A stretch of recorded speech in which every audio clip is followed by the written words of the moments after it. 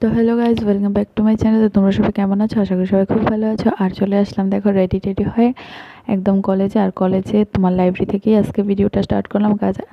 আজ আমাদের কলেজের লাস্ট ডে। তো তারপর আর কলেজে কখন আসবো ঠিক বলতে পারি না, কারণ মার্কশিট নিতে যদি আসতে হয় তো আসবো, নয়তো আর আসতেই হবে না। তো লাস্ট ডে ছিল আজকে আমাদের কলেজের। তো এমনিতে তো আমরা এক্সাম দিতেই যাই, তারপর কলেজে তো যাওয়া হয়, তাই না?